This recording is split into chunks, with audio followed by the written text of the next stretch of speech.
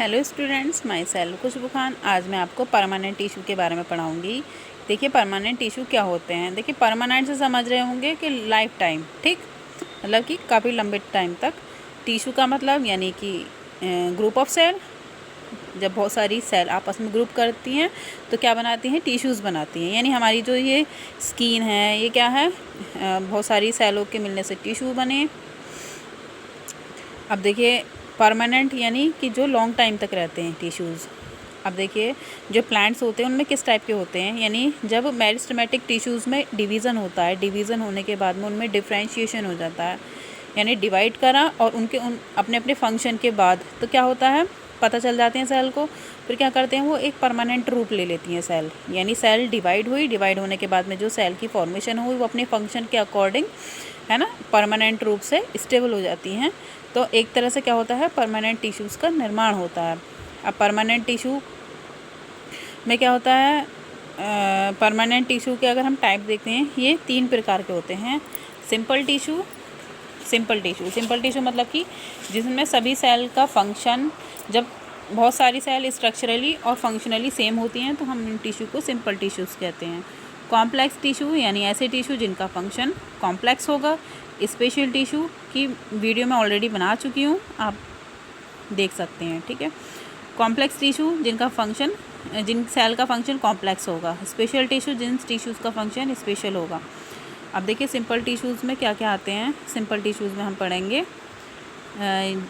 Simple tissue में वो tissues आते हैं ये ऊतक एक ही प्रकार की सेल के बने होते हैं, एक ही टाइप की सेल के बने होते हैं और सभी का फंक्शन सेम होता है। अर्थात सभी सेल कैसी होंगी, होमोजीनस होती हैं, समांगी। ये ऊतक 3 प्रकार के होते हैं, ये ठीक है, ये टिश्यूज़ 3 प्रकार के होते हैं। पैरेन्काइमा, कोलेन्काइमा और स्क्लेरेन्काइमा। पैरेन्काइमा में क्या आता है, इस प्रकार के ऊतकों में सब सेल समविन्यास तथा पतली भित्ति युक्त यानी थिन वॉल्ड होती हैं, ठीक है। मृदुदक पैरेन्काइमा सेल अंडाकार, गोलाकार तथा बहुभुजी होती हैं तथा कोशिकाओं के बीच बीच में इंटरसेलुलर स्पेस काफ़ी विकसित होता है। ये साधारणतः जीवित होती हैं। ये टिश्यू के पौधों के कोमल भागों में पाई जाती हैं काफ़ी। देखिए ये पैरेन्काइमा की सेल क्या होती हैं, लिविंग होती हैं। इनके बीच बीच में क्या होता है, इंटरसेलुलर स्पेस काफ़ी पाया जाता है और ये प्लांट के ग्रोइंग पार्ट पे पाई जाती हैं। तो पैरेन्काइमा की सेल एक तरह से लिविंग होती हैं, ठीक है। इनका फंक्शन क्या होता है, इन सेल का मुख्य कार्य खाद्य पदार्थ को मंड, प्रोटीन तथा आदि के रूप में संग्रहित करना होता है। यानी एक तरह से फूड को स्टोर करना, यानी जैसे कि स्टार्च है, प्रोटीन है, फैट्स है, उसको स्टोर करने का फंक्शन होता है। दूसरा, कुछ मांसल, तने तथा पत्तियों में पैरेन्काइमा वाटर का क्या करती हैं, वाटर को स्टोर करके रखती हैं, है ना, वाटर को कंजर्व करके रखती हैं। जैसे कि नागफनी, यूफोर्बिया के प्लांट में हम देख सकते हैं, वाटर का कंजर्व करके रखती हैं पैरेन्काइमा की सेल, ठीक है। तो पैरेन्काइमा के बेसिकली 2 फंक्शन हो गए, फूड को स्टोर करना और वाटर को स्टोर करना। तो ये सेल किस प्रकार की होती हैं, समव्यास यानी समान व्यास की होती हैं, पतली भित्ति युक्त। इनकी भित्ति कैसी होगी, पतली होती है काफ़ी। मृदुतक सेल अंडाकार यानी अंडे के आकार की होती हैं, गोल होती हैं, बहुभुजी होती हैं। इनके सेल में इंटरसेलुलर स्पेस पाया जाता है और ये लिविंग सेल होती हैं और प्लांट के जो सॉफ्ट टिश्यूज़ होते हैं, कोमल मतलब सॉफ्ट पार्ट होते हैं, वहाँ पाई जाती हैं, ठीक है। इनका फंक्शन फूड को स्टोर करना और वाटर को स्टोर करना, ठीक है। कभी कभी इन टिश्यूज़ में क्या होता है, क्लोरोफिल भी उत्पन्न हो जाता है, तो इनको हम क्लोरेन्काइमा कहेंगे, ठीक है। कभी, है ना, जलीय पौधों में इन सेल के बीच बीच में बड़े बड़े अंतरा कोशिकीय स्थान बन जाते हैं जिनमें वायु भरी रहती है। इन्हें हम एयर कैविटी कहते हैं। इस टिश्यूज़ को अब एरेन्काइमा कहते हैं। यानी कभी कभी ये जो टिश्यूज़ होते हैं ये एयर को भी कंजर्व करते हैं, ठीक है। एयर भी इनमें भर जाती है, तब हम इनको एरेन्काइमा बोलेंगे, ठीक है। और जब क्लोरोप्लास्ट इसमें प्रेजेंट हो जाता है, उत्पन्न हो जाता है, तब हम इसको क्लोरेन्काइमा बोलेंगे, ठीक है। आई होप आपको पैरेन्काइमा की सेल के बारे में पता पड़ा होगा। इसका एक और फंक्शन है, कभी कभी इन कोशिकाओं में विभाजन की क्षमता आ जाती है जिससे ये पौधे की सेकेंडरी ग्रोथ, है ना, तथा हीलिंग्स ऑफ वाउंड्स में सहायक करती हैं। यानी ये प्लांट्स में सेकेंडरी ग्रोथ में भी कंट्रीब्यूट करती हैं और हीलिंग्स ऑफ वाउंड्स कभी कभी मतलब इनमें पैरेन्काइमल सेल में ग्रोइंग की कैपेसिटी आ जाती है और हीलिंग्स ऑफ वाउंड यानी जो प्लांट्स में डैमेज हो जाता है उसको भरने में भी ये काम में आती हैं। आई होप आपको पैरेन्काइमल सेल के बारे में अच्छे से जानकारी मिली होगी। अब आती है दूसरी कोलेनकाइमा। अभी हम सिंपल टिश्यूज़ पढ़ रहे हैं। कोलेनकाइमा सेल पैरेन्काइमा सेल की अपेक्षा लंबी होती हैं। ये सेल जीवित होती हैं, ठीक है। ये सेल भी लिविंग होती हैं। इनमें इंटरसेलुलर स्पेस नहीं पाया जाता क्योंकि इंटरसेलुलर स्पेस में सेल के कोनों पर कोशिका भित्ति के ऊपर पैक्टिन सहित सेलुलोज की परत जम जाती है। यानी जैसे सेल हैं इनके बीच में जो इंटरसेलुलर, ये देखिए जो इनके बीच में इंटरसेलुलर स्पेस है ना, इन पर क्या होता है पैक्टिन और सेलुलोज की परत जम जाती है, जिसकी वजह से इनमें इंटरसेलुलर स्पेस गायब हो जाता है। कभी कभी इन सेल में क्लोरोप्लास्ट भी उत्पन्न हो जाता है। कोलेनकाइमा के ऊतक है ना हर्बेसियस डाइकोट स्टेम में ब्रह्म त्वचा के नीचे है ना यानी एपिडर्मिस के नीचे या 4 परतों के रूप में हाइपोडर्मिस का निर्माण करते हैं, ठीक है। हाइपोडर्मिस का निर्माण करते हैं। कोलेनकाइमा का जो सेल होती हैं वो डाइकोट प्लांट के स्टेम में हाइपोडर्मिस का निर्माण करती हैं। एक बीजपत्री तनों में ये कोशिका नहीं पाई जाती। तो कोलेनकाइमा की जो सेल होती हैं वो कैसी होती है, लिविंग होती हैं। इनका जो इंटरसेलुलर स्पेस होता है इनमें नहीं पाया जाता क्योंकि जो इनका इंटरसेलुलर स्पेस में होता है उन्हें पैक्टिन और सेलुलोज जमा हो जाता है। इनमें क्लोरोफिल भी पाया जाता है और ये जो डाइकोट प्लांट्स होते हैं उनके स्टेम में पाई जाती हैं। एपिडर्मिस के नीचे हाइपोडर्मिस का निर्माण करती हैं और मोनोकोट प्लांट्स में ये नहीं पाई जाती,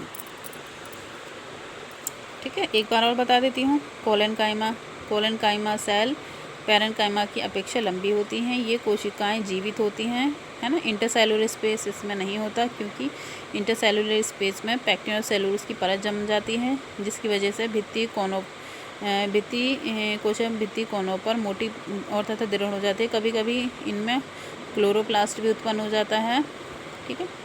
और कोलेनकाइमा ऊतक प्राय डाइकोट जो प्लांट होते हैं उनके स्टेम में एपिडर्मिस के नीचे हाइपोडर्मिस का निर्माण करता है।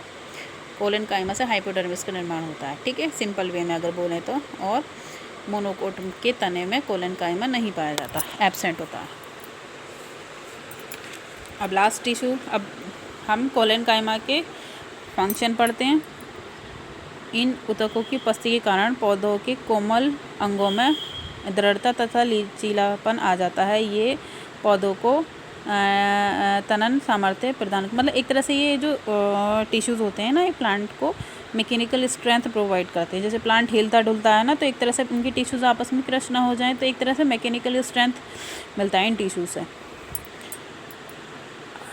कभी कभी इनमें क्लोरोफिल है ना हरिम कणक की उपस्थिति से, यानी क्लोरोफिल अगर इनमें प्रेजेंट होता है तो उससे फोटोसिंथेसिस होती है और फूड की फॉर्मेशन होती है। ये 2 फंक्शन हो गए, ठीक है। और यानी हम समझ सकते हैं पैरेन्काइमा और कोलेनकाइमा की सेल लिविंग होती हैं, ठीक। अब हम पढ़ेंगे स्क्लेरेन्काइमा, ठीक है। स्क्लेरेन्काइमा ये कोशिका बहुत लंबी संकरी है ना, संकरी तथा दोनों सिरे पर नुकीली होती हैं, यानी स्ट्राइपस काफ़ी लंबी हैं। दोनों सिरे पर कैसी हैं, पॉइंटेड हैं और नुकीली हैं। इनकी कोशा भित्ति मोटी है ना, इनकी जो सेल वॉल होती है ना वो मोटी लिग्निफाइड होगी, यानी लिग्निन की बनी होती है। ये कोशाएं मैच्योर हो जाने पर डेड हो जाती हैं, मतलब जब इनका सेल का डेवलपमेंट होता है तब तो ये लिविंग होती हैं, लेकिन after maturity they will die, ठीक है। मैच्योरिटी के बाद में ये सेल कैसे होती है, डेड हो जाती हैं। मोटी कोशिका भित्ति में अनेक साधारण सिंपल पिट पाए जाते हैं, ठीक है। दृढ़तक ऊतक के अंतर्गत 2 सेल आती हैं, स्क्लेरेन्काइमेटस फाइबर और स्टोन सेल। यानी स्क्लेरेन्काइमा के 2 टाइप्स होते हैं, स्क्लेरेन्काइमेटस फाइबर्स यानी स्टोन सेल। स्क्लेरेन्काइमेटस फाइबर इस प्रकार की कोशाएं लंबी पतली तथा दोनों सिरे पर नुकीली होती हैं। कोशा भित्ति लिग्निफाइड होती है ना, हमने ऊपर भी पढ़ा। इनकी सेल वॉल कैसी होगी, लिग्निफाइड होगी। कभी कभी कोशिका भित्ति इतनी मोटी हो जाती है कि कोशिका गुहा नाम मात्र ही रह जाता है, ठीक है। उसका जो अंदर का स्पेस होगा वो काफ़ी कम रह जाता है या बिल्कुल ही समाप्त हो जाता है। कोशा भित्ति में छोटे छोटे गोल तथा सिंपल पिट्स भी होते हैं। मैच्योर होने पर इन कोशिकाओं का जीव द्रव्य समाप्त हो जाता है ऑब्वियसली, ठीक है। मैच्योरिटी पे जीव द्रव्य समाप्त हो जाता है जिससे ये सेल डेड हो जाती हैं। इन तंतुओं की लंबाई 1 से 3 मिलीमीटर होती है, परंतु जूट तथा बोहेविया आदि में इनकी लंबाई है ना 20 मिलीमीटर से 550 मिलीमीटर तक हो जाती है, ठीक है। इसका भी फंक्शन होता है, इन सेल्स का भी फंक्शन होता है, यानी स्क्लेरल काइमेटस फाइबर्स का फंक्शन होता है प्लांट को मैकेनिकल स्ट्रेंथ प्रोवाइड कराना। मतलब हम एक तरह से समझ सकते हैं ये काफ़ी लंबी होती हैं, पॉइंटेड होती हैं, इनकी सेल वॉल लिग्निफाइड होती है, सेल वॉल काफ़ी मोटी होती है। ये मोटी होती है तो इसका मतलब इनके अंदर का ल्यूमेन समाप्त हो जाता है। आप जब ये मैच्योर हो जाती हैं, है ना, आफ्टर मैच्योरिटी, तो इसमें क्या होता है, प्रोटोप्लाज्म समाप्त हो जाता है, इसलिए ये सेल डेड हो जाती हैं। तो ये प्लांट को क्या, अब डेड सेल हैं, डेड फाइबर हैं, तो क्या करते हैं, जैसे प्लांट ऐसे हिलते हैं हवा के जरिए, तो ये प्लांट को एक तरह से मैकेनिकल स्ट्रेंथ प्रोवाइड करती हैं, है ना। प्लांट जैसे मजबूत खड़ा रहता है तो ये क्या करती हैं, सेल प्लांट को एक तरह से मैकेनिकल स्ट्रेंथ प्रोवाइड करती हैं। अब हम पढ़ते हैं स्टोन सेल। स्क्लेरेट्स दृढ़ कोशिकाएं गोल अथवा कुछ बेलनाकार होती हैं, है ना। कैसी होंगी, गोल और बेलनाकार। इनकी कोशिका भित्ति अत्यंत मोटी तथा लिग्निफाइड होती है। लिग्निन के कारण कोशिका भित्ति इतनी मोटी हो जाती है कि इनका अंदर के ल्यूमेन समाप्त हो जाएगी और कुछ नालियों के रूप में रह जाती हैं। इस कारण ये सेल अत्यंत दृढ़ हो जाती है। साधारणतः पौधों के दृढ़ भागों में ही मिलती है, जैसे कि अखरोट है ना, अखरोट है, नारियल की जो एंडोकार्प में, अखरोट और नारियल के एंडोकार्प में पाई जाती हैं ये स्टोन सेल, ठीक है, अखरोट और नारियल के एंडोकार्प में। इसी प्रकार कुछ लेग्यूमिनोसी कुल के बीजों में यही सेल कठोर बीज आवरण के निर्माण में भाग लेती हैं, है ना, बीज आवरण, सीड कोट बनाती हैं। नाशपाती खाने में कठोरता का अनुभव इनके गूदे में उपस्थित दृढ़ सेल के कारण ही होता है। यानी आप इसका स्टोन सेल का एग्जांपल अगर पढ़ें तो अखरोट में पाया जाता है, अखरोट का जो सीड कोट हो गया, नारियल के एंडोकार्प में, और जो नाशपाती खाने में थोड़ी कठोर सी लगती है ना, तो इसी वजह से लगती है क्योंकि इनमें स्टोन सेल यानी स्क्लेरेट्स पाए जाते हैं, ठीक है। मैंने आपको टाइप्स ऑफ सिंपल टिश्यू पढ़ाएं। पैरेनकाइमा लिविंग सेल, कोलेनकाइमा भी लिविंग सेल। स्क्लेरेनकाइमा की जो सेल होती हैं जब इनका डेवलपमेंट होता है तब तो ये लिविंग होती हैं, बट आफ्टर मैच्योरिटी इसमें क्या, ये सेल डेड हो जाती हैं।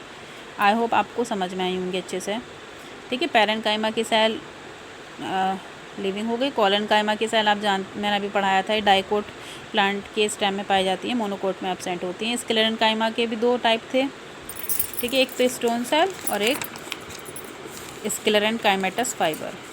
आई होप आपको मेरी वीडियो अच्छी लगी हो तो लाइक करें, शेयर करें, सब्सक्राइब करें। Thanks for watching.